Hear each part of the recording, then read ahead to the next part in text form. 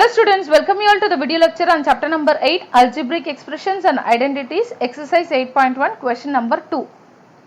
Question pathina subtract 4a minus 7ab plus 3b plus 12 from 12a minus 9ab plus 5b minus 3. So, இந்த term நம்ம எதுல இருந்து subtract பண்ணோம், இந்த termல இருந்து subtract பண்ணோம், right? So, from அப்படினு கொடுத்திருக்காங்க. So, அப்ப இந்த termல இருந்து தான் நம்ம இந்த value subtract பண்ணோம்.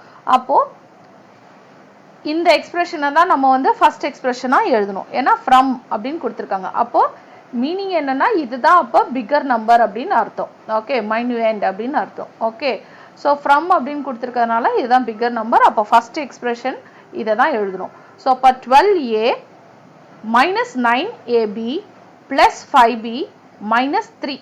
ஓகே, ஸோ ஆல்ரெடி நம்ம பார்த்த மாதிரி தான் இந்த சப்ராஹண்ட் வேல்யூ, அதாவது இது ஸ்மாலர் நம்பர், இதை தான் செகண்ட் ரோல எழுதணும். ஸோ செகண்ட் ரோல எழுதும் போது நம்ம ஒவ்வொரு வேரியபிளும் அதாவது ஆல்ரெடி இருக்க வேரியபிளுக்கு பேரலா எழுதணும். ஓகே, ஃபார் எக்ஸாம்பிள் இப்போ வந்து 4a இருக்கா, ஆல்ரெடி இங்க a இருக்கான்னு பார்க்கணும். a இருந்ததுன்னா அதுக்கு பேரலா தான் இந்த டேர்ம் எழுதுவோம். ஓகே, ஸோ இங்க 4a இருக்கு, ஆல்ரெடி a இருக்கு, அப்போ இதுக்கு பேரலா தான் 4a எழுதுவோம். ஸோ 4aக்கு முன்னாடி எந்த சிம்பிளுமே இல்லை, அப்போ அது பை டிஃபால்ட் அது பிளஸ்ன்னு தான் அர்த்தம். அதே மாதிரி 12aக்கு முன்னாடி அந்த சிம்பிள் இல்லை, இப்போ பை டிஃபால்ட் அது பிளஸ்ன்னு அர்த்தம். ஓகே, தென் செகண்ட் டேர்ம் பார்த்தீங்கன்னா ab இருக்கு. ஓகே, ஸோ அப்போ abக்கு கீழே தான் இந்த டேர்ம் எழுதணும். இப்போ minus 7ab. Okay, next third term பார்த்தீங்கன்னா b இருக்கு, அப்போ bக்கு பேரலா தான் இந்த டேர்ம் எழுதணும். அப்போ பிளஸ் 3b.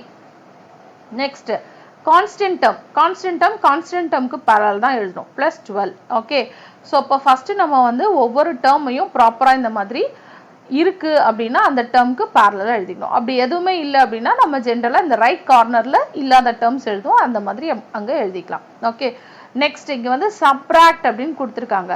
ஸோ அப்போ இந்த ரெண்டு எக்ஸ்பிரஷனையும் நம்ம சப்ராக்ட் பண்ண போறோம். ஸோ சப்ராக்ட் அப்படின்னா ஃபார் எக்ஸாம்பிள் எனக்கு வந்து 4 இருக்கு, 4லேருந்து 2 சப்ராக்ட் பண்ணணும் அப்படின்னா இங்கே ப்ளஸ் 2 என்னவாயிரும், எனக்கு மைனஸ் 2 ஆயிரும். ஏன்னா நான் வந்து இதை சப்ராக்ட் பண்ண போகிறேன். அப்போ 4 மைனஸ் 2 வந்து 2. அப்போ அதே லாஜிக் தான் இங்கே நம்ம அப்ளை பண்ணுவோம். ஓகே, ஸோ செகண்ட் எக்ஸ்பிரஷனில் இருக்க ஒவ்வொரு சைனையுமே நம்ம வந்து மாற்ற போகிறோம். அதாவது ப்ளஸ்ஸாக இருக்குன்னா மைனஸ், மைனஸாக இருக்குன்னா ப்ளஸ். ஓகே, ஸோ அடிஷனில் நம்ம அதை பண்ண மாட்டோம். ஓகே, கொடுத்துருக்க டேர்மை அப்படி அப்படியே ஆட் பண்ணிக்கிட்டே போயிட்டே இருப்போம். சப்ராக்ட் அப்படின்னா செகண்ட் எக்ஸ்பிரஷனில் இருக்க ஒவ்வொரு டேர்மையுமே நம்ம என்ன பண்ணணும், சைனை வந்து சேஞ்ச் பண்ணணும். ஸோ அப்போ இங்கே ப்ளஸ் இருக்கு, அது வந்து மைனஸ் ஆயிரும், மைனஸ் வந்து ப்ளஸ் ஆயிரும், ப்ளஸ் வந்து மைனஸ் ஆயிரும், ப்ளஸ் வந்து மைனஸ் ஆயிரும். ஓகே, தென் நம்ம வந்து கொடுத்துருக்க வேல்யூஸ் அந்த சைனுக்கு ஏற்ற மாதிரி அடிஷனோ சப்ராக்ஷனோ என்ன இருக்கோ நம்ம அதை ப்ரொசீட் பண்ணணும். ஓகே, ஸோ இப்போ வந்து பார்த்தீங்கன்னா இது ப்ளஸ் 12 கிடையாது, என்ன ஆயிடுச்சு, மைனஸ் 12 ஆயிடுச்சு. ஓகே, ஸோ அப்போ இந்த ரெண்டு டேர்ம் பார்த்தீங்கன்னா ஒரு இடத்துல மைனஸ் 3 இருக்கு, ஒரு இடத்துல மைனஸ் 12 இருக்கு.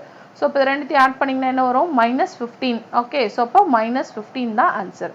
அதே மாதிரி இந்த டேர்ம்ல வந்து வேரியபிள் என்ன இருக்கு, பின்றது அப்படியே காமனாக எழுதிக்கலாம். என்ன கோஎஃபிஷியன்ட், ஒரு இடத்துல 5, ஒரு இடத்துல மைனஸ் 3 இருக்கு. ஓகே, ஸோ 5 மைனஸ் 3 என்ன, 2. அப்போ பிளஸ் 2b. ஓகே, நெக்ஸ்ட் இங்கே வந்து வேரியபிள் பார்த்தீங்கன்னா ab இருக்கு.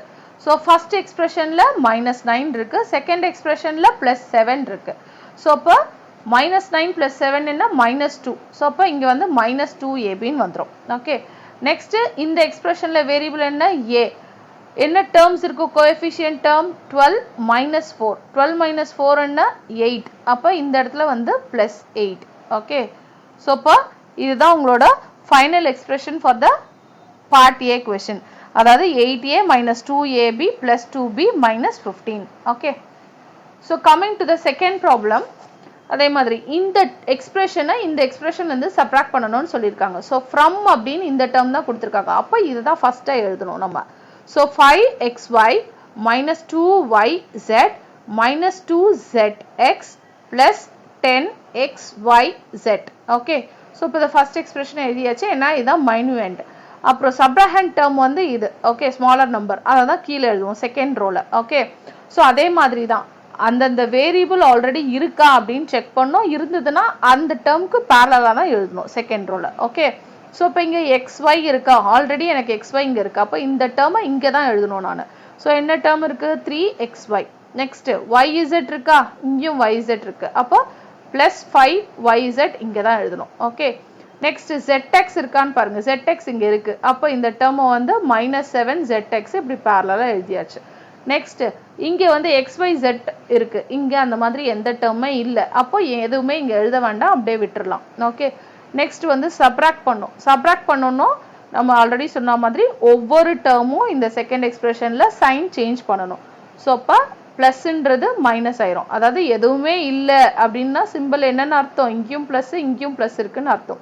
ஸோ இப்போ இந்த பிளஸ் வந்து மைனஸ் ஆயிடுச்சு, இந்த பிளஸும் மைனஸ் ஆயிடுச்சு, இந்த மைனஸ் வந்து பிளஸ் ஆயிடுச்சு. ஓகே, ஸோ இப்போ சப்ராக்ட் பண்ண ஆரம்பிச்சிடலாம். நெக்ஸ்ட் இங்க பாத்தீங்கன்னா எந்த டேர்மே இல்லை.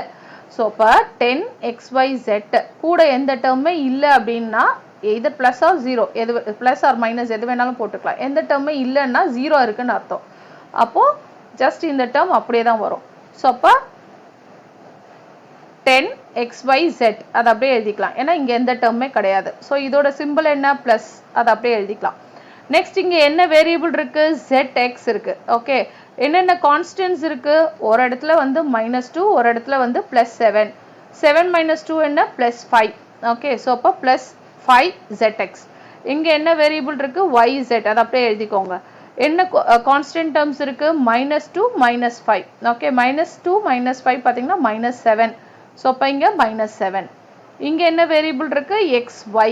ஓகே, என்னென்ன கோஎஃபிஷியன்ட், ஒன்று வந்து 5, இன்னொன்று வந்து -3. 5 - 3 என்ன, 2. ஸோ இப்போ இங்கே வந்து +2xy. ஓகே, ஸோ இப்போ செகண்ட் ப்ராப்ளமோட எக்ஸ்பிரஷன் பார்த்தீங்கன்னா 2xy - 7yz + 5zx + 10xyz. Coming to the C part. Okay, so இங்கே வந்து இந்த டேர்மை இந்த டேர்ம்லேருந்து சப்ராக்ட் பண்ணணும். அப்போ இதுதான் வந்து எனக்கு ஃபர்ஸ்ட் டேர்ம். ஓகே, ஃப்ரம் அப்படின்னு இந்த டேர்ம் தான் கொடுத்துருக்காங்க. அப்போ இதுதான் பிகர் நம்பர். ஸோ அப்போ அதை ஃபர்ஸ்ட் எக்ஸ்பிரஷன் எழுதிக்கலாம். 18 - 3p - 11q + 5pq - 2pq² + 5p²q.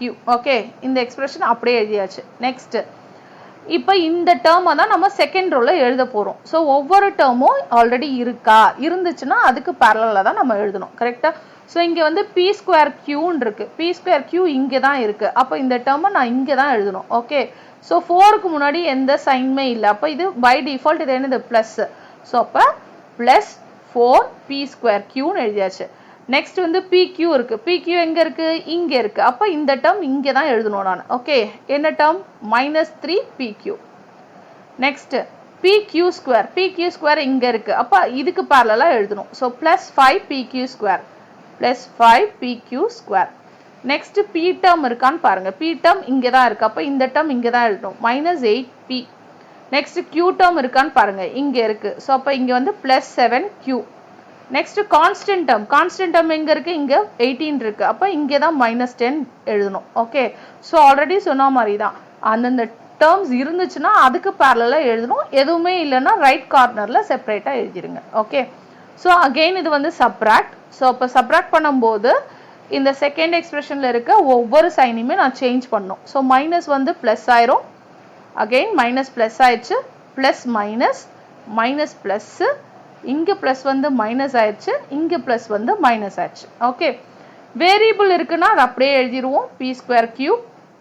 Okay, என்னென்ன கோஎஃபிஷியன்ட், 5 - 4. 5 - 4 என்ன, 1. ஓகே, ஸோ அப்போ இந்த இடத்துல வந்து +1p²q. ஓகே, ஸோ ஜென்ரலாக பார்த்தீங்கன்னா 1p²qனா அதை நம்ம p²qன்னு எழுதினாலே போதும். ஓகே, ஸோ இப்போ இந்த 1 போடணும்னு அவசியம் இல்லை, ரைட்?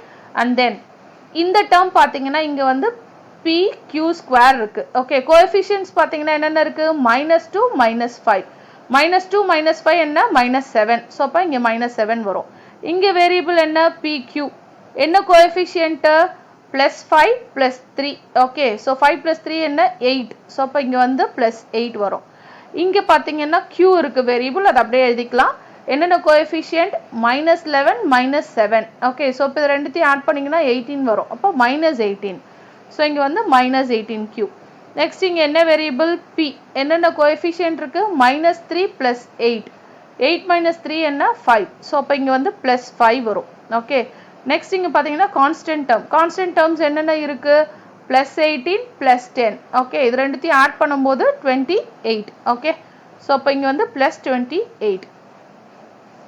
so அப்போ எக்ஸ்பிரஷன் பார்த்தீங்கன்னா எனக்கு என்னென்ன வருது 28 plus 5p minus 18q plus 8pq minus 7pq square plus p square q.